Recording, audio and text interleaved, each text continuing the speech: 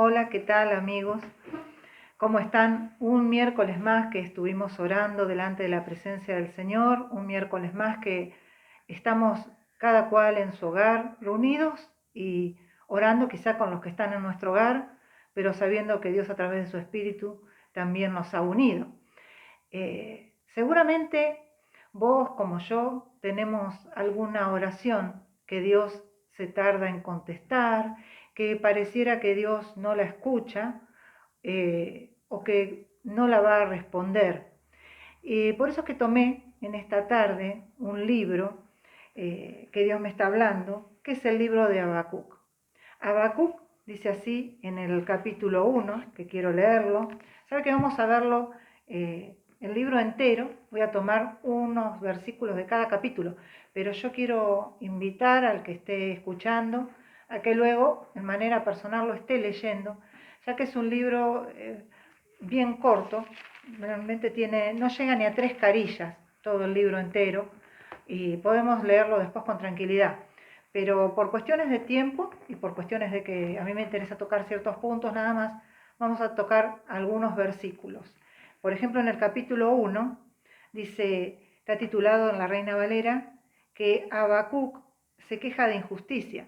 Pero después busqué el versículo en otras versiones porque se ajusta más a lo que quiero dejar en esta noche. Entonces dice, la profecía que vio el profeta Habacuc. ¿Hasta cuándo, oh Jehová, clamaré y no oirás? Y daré voces a ti a causa de la violencia y no salvarás. ¿Por qué me haces ver iniquidad y haces que vea molestia?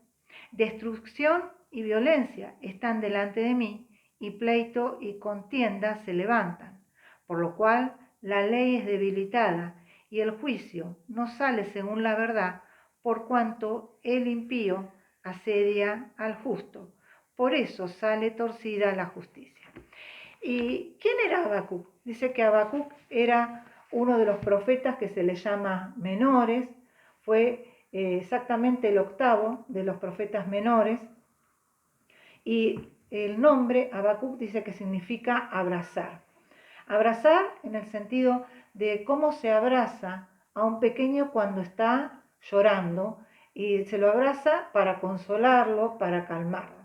Así que qué precioso el nombre que llevaba precisamente este profeta. La Biblia tiene varios profetas. Si uno se pone a meditar, yo creo que sencillamente lo podríamos describir como que Dios quiere comunicarse con su pueblo.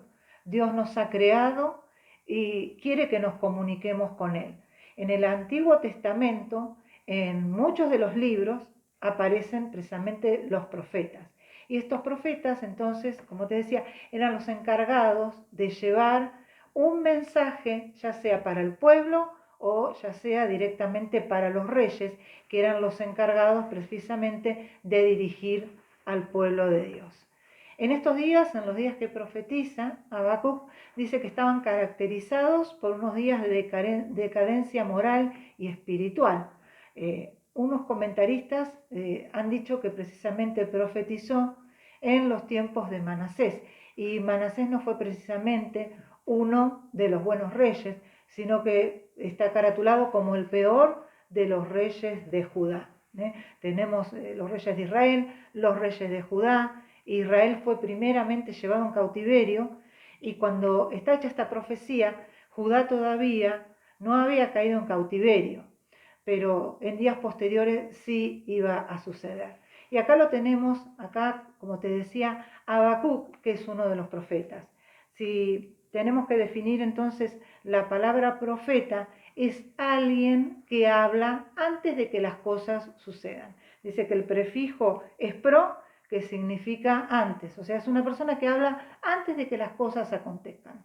En el Antiguo Testamento se aclara cómo Dios se manifestaba a estas personas, porque es Dios quien les habla, y ellos después tienen que transmitir este mensaje tal como Dios les habló. Realmente eran personas muy valientes, porque tenían que contar luego lo que Dios les había hablado. Ir delante de los reyes no siempre había sido sencillo.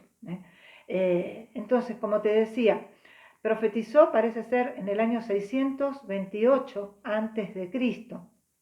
y profetiza en un tiempo, realmente, como dice acá el capítulo 1, una época de violencia. Por eso él es que empieza a orar y le pregunta al Señor. Yo quise sacar, como te decía, otra versión porque se ajusta más. Si nosotros dejamos queja, parece que este era un profeta que se quejaba delante de Dios, y las versiones de 1909 de Reina Valera dice que no estaba traducido la palabra queja, sino estaba dicho pregunta. Habacuc pregunta a Dios. Así que lo vamos a dejar así como te estoy diciendo, que Habacuc hace preguntas en la presencia del Señor. Preguntas que no fueron por ahí contestadas de inmediato, sino que fueron contestadas después, pero que él tuvo que esperar. ¿Qué más podemos decir? Que Habacuc ocupaba un puesto de liderazgo y parece ser que era también miembro del coro. En el templo sabíamos que había un numeroso coro y Habacuc era uno de los profetas que estaban allí en el coro. También nos habla este libro que Dios trata también a nivel individual con el ser humano. Qué cosa linda que Dios trate de manera individual. Si bien Dios pueda llegar a traer una palabra para la nación, pero Dios también se va a ocupar de hablarnos individualmente, porque nosotros somos diferentes los unos de los otros. Y lo bueno es que solamente Dios sabe nuestras problemáticas, sabe cuáles son realmente nuestros sentimientos, qué son las cosas que nos están dominando y qué son las cosas que no nos dominan. Así que solamente Dios nos puede hablar de una manera individual. Entonces, como te decía, no la queja, sino la pregunta de Habacuc, la pregunta es, ¿por qué haces, Señor, que yo vea injusticia? ¿Por qué haces que yo vea maldad? Se veían pleitos, se veían discusiones ahí en esos días, y Dios parecía que era un Dios que no quería intervenir.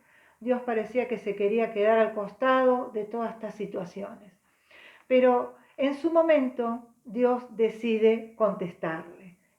Entonces vemos que hay una segunda pregunta. La respuesta, después si la querés leer, la vas a encontrar en el versículo 5 hasta el 11. Esa es la respuesta de parte de Dios. Vemos más a continuación que hay una segunda pregunta, entonces, de parte de Habacuc. Habacuc sigue orando y ahora hay otra pregunta. Y la pregunta es, dice, ¿por qué callas cuando ves que al pueblo justo lo va a destruir un pueblo impío? Entonces, para resumir la respuesta de parte de Dios, Dios le contesta que Dios en su momento también va a juzgar a ese pueblo. Dios en su momento también va a juzgar las injusticias que se cometan para con su pueblo, para con aquellos que realmente son más santos que otros. Por eso, si hay algo que tenemos que destacar, que la palabra realmente en el Nuevo Testamento siempre nos dice que no tengamos un espíritu vengador, que esperemos a que Jehová nos salve. Espera Jehová, Él te salvará. No te mires en comparación con aquellos que están haciendo injusticia, porque si nosotros nos miramos en relación a ellos, siempre vamos a vernos más justos. Nos tenemos que mirar de acuerdo a Cristo. Realmente Él es justo, Él es santo, realmente de Él procede toda la bondad y Él nos va a dar el amor y la paciencia que necesitamos tener para estos días que estamos transitando. Él nos va a dar la fortaleza, Él nos va a estar guardando en todo tiempo, dice, Él te guardará en el tiempo de la angustia. Así que si estamos viendo todo este tipo de situaciones injustas, sepamos que un día Dios nos va a vengar. Dice, esperemos al Señor que Él nos va a salvar, ya sea en este tiempo o en el tiempo venidero. Pero hagamos como así entonces, como te decía Habacuc, que Habacuc no paró de orar. Por más que vio toda esta situación, él siguió estando en un tiempo de oración. Y cuando Dios le contestó, dice que la respuesta de él, ¿cuál fue? Fue seguir orando. Dice acá, como te decía que usé la otra versión, dice exactamente, sobre mi guarda estaré, sobre la fortaleza afirmaré el pie y atalayaré para ver qué me hablará a mí. Mira qué linda esta versión. Para ver qué me hablará a mí y qué tengo de responder a mi pregunta. O sea que Dios le iba a hablar a él mismo, y a su pregunta Dios se la iba a contestar. Estar velando y estar orando. Es un tiempo que, como decimos, ya que tenemos este tiempo, que no sabemos por qué, pero vino, no sabemos, no estábamos esperando. Si yo te tengo que contestar, a mí todo este tiempo teníamos otros proyectos. ¿Cuántos de nosotros habíamos hecho proyectos en la iglesia y habíamos dicho vamos a hacer esto, vamos a hacer aquello? Pero bueno, Dios en su soberanía ha permitido que estemos acá, que estemos en las casas, como dijeron los cordobeses, tenían una sola. Gustavo tiene un primo, dije las casas, me equivoqué porque tenemos una. Me acordé de un primo de mi marido que siempre dice las casas, porque en Córdoba se habla así de esa forma. Pero acá en Mar del Plata decimos, estamos en casa, estamos en mi casa, y acá vamos a tener un tiempo entonces especial para estar con familia, vamos a tener un tiempo especial por sobre todas las cosas, no solamente para estar mirando la TV, que vamos a destacar que es algo que nos entretiene, pero no nos educa, pero vamos a tener que tomar un tiempo también para estar velando y orando como lo tuvo Habacuc.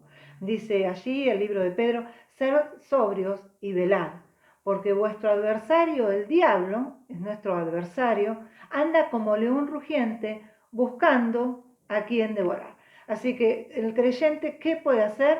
Resistir firme en la fe.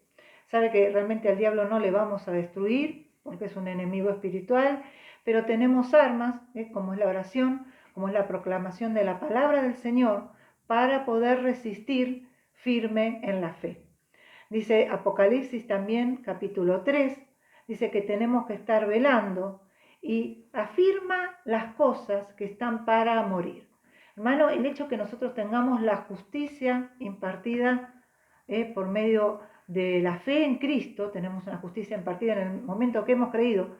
También dice Apocalipsis que nosotros tenemos obras que están para morir, o sea que tenemos que examinar en nuestras vidas, y si todavía hay algo que tenemos que hacerlo morir, hagámoslo precisamente en este tiempo, siendo vigilantes. Dice Apocalipsis capítulo 3, sé vigilante y afirma las otras cosas que están para morir en tu vida, porque cuando venga el día del Señor nos tiene que hallar bien en su presencia.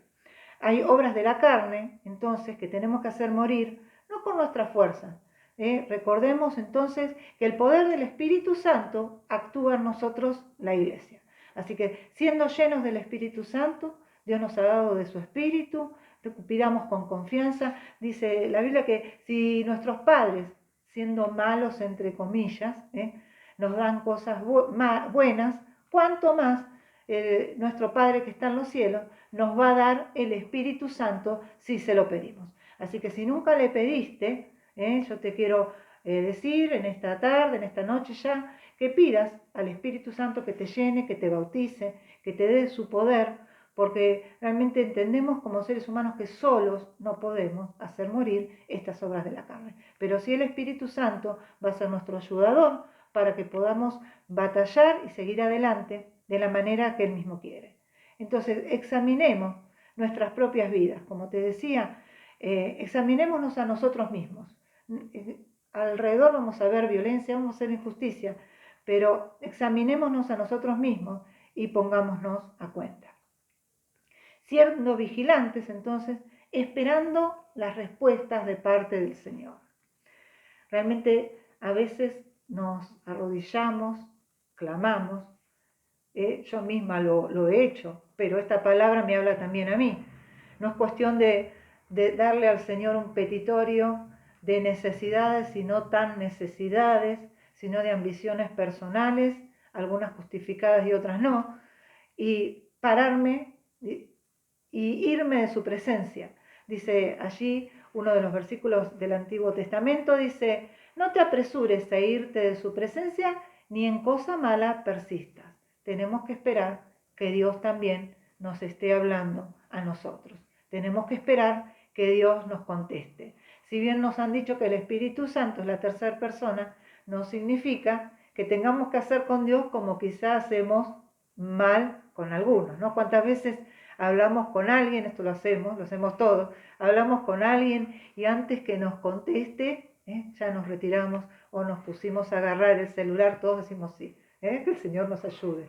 Y estamos esperando la respuesta, bueno, la respuesta no llegó, pero Dios es Dios, con Dios nos tenemos que comportar de otra forma, de una manera obviamente más reverente, una manera que realmente su presencia es la que se merece. El capítulo 2, también verso 4, es un versículo que lo conocemos, la Iglesia Evangélica está fundada precisamente sobre este versículo, o al menos la rama que estamos nosotros, dice, aunque la visión tardara aún por un tiempo, más se apresura hacia el fin, no mentirá, aunque tardare espéralo, porque sin duda vendrá, no tardará. He aquí que aquel cuya alma no es recta se enorgullece, mas el justo por su fe vivirá. Como seres humanos, el Señor varias veces nos va a hablar de esto, hermano, del orgullo. Dice, aquel cuya alma no es recta. Los que no son rectos son orgullosos, mas el justo por su fe vivirá. Así que, así rápidamente, vamos a hablar un poquitito del orgullo. Orgullo no es nada más que estar bien vestido. Hay personas que humildes bien vestidas y hay personas orgullosas mal vestidas. Orgullo lo tiene el rico, el orgullo está precisamente en él porque él es rico. El orgullo también está en el pobre, porque el pobre a veces es orgulloso diciendo, y bueno, yo no tengo. El orgullo puede llegar a estar en el talentoso, si está muy orgulloso de todo lo que él puede o es capaz de hacer. El orgullo lo encontramos en algunas religiones o en algunos religiosos que están orgullosos de pertenecer a alguna religión en especial, sin que toquemos alguna, pero lo encontramos quizá en todas las religiones. Están orgullosos de pertenecer a esa religión. El orgullo está en algunas personas que están bien establecidas en medio de la sociedad, que tienen quizá un sueldo que es tan estable que les permite vivir de una manera cómoda, sin tener preocupaciones. También está, dicen, en los eruditos, orgullosos de su inteligencia y orgullosos, ¿por qué no? También quizá algunas personas, algunos no todos, modelos orgullosos de su belleza. Pero lo contrario al orgullo, ¿qué es? La humildad. Entonces vemos una de las bienaventuranzas en el capítulo 6 de Lucas, dice, bienaventurados los pobres. Siempre recuerdo un predicador que lo destacó, entonces de ahí lo empecé a buscar en la Biblia. Entonces él dijo, pobres no, busquemos la otra versión. Y el otro versículo se encuentra en el libro de Mateo, capítulo 5. En Mateo lo aclara de otra forma, bienaventurados los pobres en espíritu. Y es verdad, querido, porque la pobreza en sí no trae alegría. La pobreza en sí muchas veces va a traer preocupación. Ni el rico se le va a impedir entrar al reino de los cielos, ni al pobre se le va a permitir una amplia entrada simplemente por el hecho de ser pobre, sino que aclara el libro de Mateo que bienaventurado va a ser el pobre en espíritu. ¿Quién es la persona pobre en espíritu? Aquella que tiene la humildad necesaria como para entender que se tiene que acercar al Señor, como aquella persona que se tiene que darse cuenta que por sí solo no puede, que necesita de la fortaleza que viene de Dios, que necesita clamar a Dios para que le dé su alimento, y aunque no tenga que clamar porque tiene, reconocer que lo que tiene, Dios se lo ha entregado, que si es rico es porque Dios se lo ha permitido. Así que humilde de espíritu es precisamente aquella persona que vive en dependencia de Dios. Así es como Dios creó a Adán, así es como Dios creó a Eva en el jardín del Edén, personas dependientes precisamente de Él. Bueno, entonces dice ahí, mas el justo por su fe vivirá. Este versículo que es, como yo te digo, conocida por toda la iglesia cristiana evangélica y quizá no tenga que ser recordado, pero lo vamos a recordar rápidamente. Dice dos cosas: por su fe, y está traducido en fe, pero también está traducido en fidelidad, porque parece ser que más específicamente acá en el libro de Habacuc lo que significa es fidelidad. No solamente tener fe, que necesitamos tener fe a diario. Dice en el libro de Marcos que Jesús maldijo una higuera porque no producía fruto. Dice, al cabo de unos días pasó el Señor Jesús con todos sus discípulos, o algunos, y los discípulos le dijeron: mirá, Señor, esa higuera que maldijiste se secó. Y lo que el Señor les dice en ese momento es: tengan fe en Dios. Dícese que literalmente lo que quiere decir ahí el versículo es tener la fe que Dios tiene.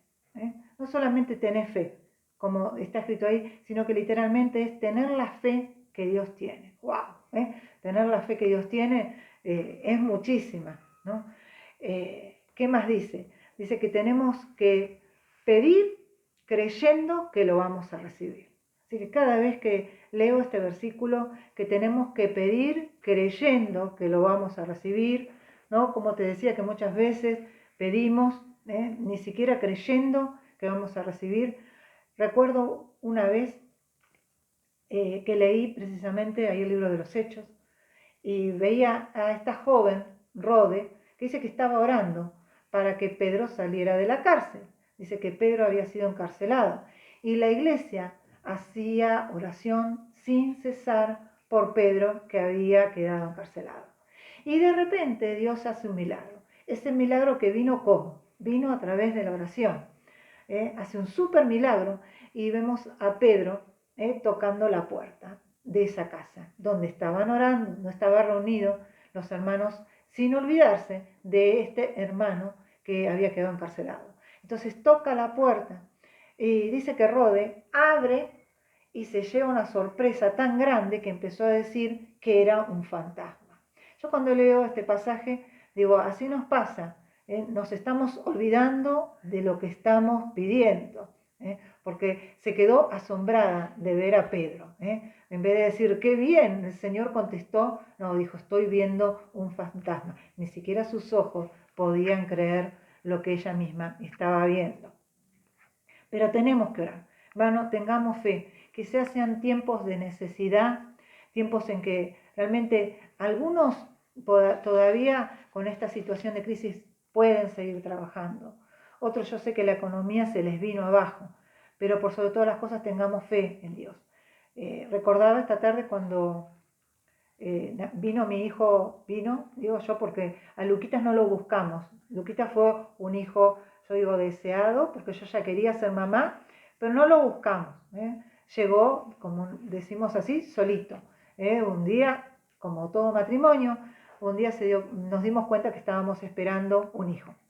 Y Lucas tenía apenas unos meses de edad, trabajábamos los dos, trabajaba mi esposo, trabajaba yo, no nos alcanzaba en ese momento mucho el sueldo, había que alquilar y tuvimos que orar. Precisamente doy gracias así públicamente a Patricia, que nos cuidaba nuestro hijo sin cobrarnos nada. Realmente todo ese primer año que yo trabajé hasta que mi esposo consiguió un mejor empleo, Patricia nos estuvo cuidando así sin cobrarnos a nuestro hijo. Patri es su madrina, así que doy gracias por ella. Pero realmente hubo una oración que tuvimos que hacer. Los tubos de gas, te cuento, eran carísimos. Ahora se está repitiendo la situación de que el gas era caro, pero en esa época también era caro. No había gas natural donde alquilábamos, así que teníamos un tubo. Era muy, muy caro. Y yo recuerdo, hermano, que el tubo no se terminó. Lo recuerdo bien, bien claro, cómo ese tubo duró como 5 meses. ¿Y sabes hasta cuándo duró? Hasta que cobramos el aguinaldo. El día que cobramos el aguinaldo, el tubo se acabó. Yo es el día de que lo declaro como un milagro que Dios hizo en nuestras vidas. Una oración contestada, porque orábamos específicamente que no nos faltara y no nos faltó. Realmente Dios hizo que nos alcanzara, hasta que se produjo, como te cuento, la venida del aguinaldo y tuvimos como para poder comprar otro tubo. Así que pidamos con fe al Señor. Él es bueno, Él es misericordioso y se acuerda de sus hijos cuando están en necesidad. Y como te decía, hay realmente otra parte que se dice que es la fidelidad, la fidelidad que tiene que tener el creyente. Realmente Dios es fiel y nosotros también somos fieles. Uno de los nombres de Jesús en el libro de Apocalipsis dice que estaba escrito que era el fiel y verdadero. Así que como Él es fiel, también nos pide que nosotros seamos fieles. A los santos de Colosas se les llamó los fieles. En Apocalipsis también nos dice, sé fiel hasta la muerte, yo te daré la corona de la vida. Así que, como te decía, seamos fieles al Señor en todo cuanto Él nos pida, porque Él es fiel para cumplir sus promesas. Cada promesa que el Señor te haya hecho, créelo, porque dice la palabra en el libro de Hebreos que Él es fiel para cumplir todo lo que nos prometió. Él es fiel, dice primera de Juan 1:9, para perdonar nuestros pecados y limpiarnos de toda maldad. Así que si nosotros hemos pecado, acordate de primera Juan 1:9 que dice, Él es fiel y justo para perdonar tus pecados y limpiarte de toda maldad. Recordad que no es conforme a tu justicia, no es conforme a realmente lo que vos estás pensando o lo que estás sintiendo, porque a veces el mismo diablo te va a hacer creer que Dios no te va a perdonar. Entonces, de esa manera no avanzamos. Nosotros, el diablo te acusa y tenemos que recordar entonces esta promesa, que Dios, Jesucristo, es fiel y justo para perdonarnos y limpiarnos de toda maldad. Así que confesemos a Él cada pecado y Él nos va a perdonar. Y también podemos decir, a manera global, que Él es fiel en su llamamiento a sus hijos. Dice, fiel es el que te prometió, fiel es el que te llamó. Así que Él lo va a hacer. Él va a hacer posible que se cumpla ese llamamiento que te ha hecho. El nombre, entonces, te reitero, su nombre es fiel y verdadero. Entonces, la oración de Habacuc, acá ya terminando, dice que ahora ya no es una oración de una pregunta a Dios. Ya no está preguntándose por qué él tenía que ver y vivir esos días de injusticia, sino que viendo toda esa situación, ya la oración ya fue otra. Dice que la oración fue, oh Señor, aviva tu obra en medio de los tiempos. Oh Señor, en medio de los tiempos, hazla conocer.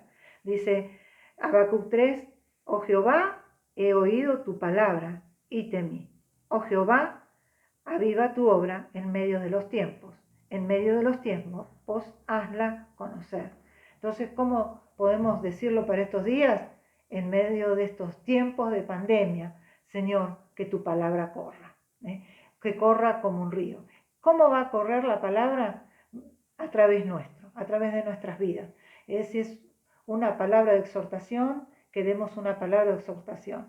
Si es una palabra de ánimo que tenemos que dar, demos una palabra de ánimo. Si es una palabra de consuelo, demos una palabra de consuelo. Pero no hay ser humano que no necesite una palabra del Señor. Así que realmente Dios avive su obra ya mismo. No estemos esperando de acá un tiempo, sino que ya mismo podamos hacer esta oración de que Dios mismo esté avivando su obra, de que ese fuego que está en nuestros corazones puesto por el Señor siga ardiendo. ¿De qué más te puedo decir? Que Dios quiere responder a tus preguntas. No te sientas que Dios te ha olvidado. A veces cuando no viene una inmediata respuesta de parte de Dios, vos pensás que Dios ya se olvidó, pensás que Dios no te va a contestar. No, seguí esperando de parte de Dios, seguí pidiéndole en su presencia porque Dios te va a contestar. No te sientas ni olvidado, ni te sientas menos que otras personas. Dios te ama de una manera especial.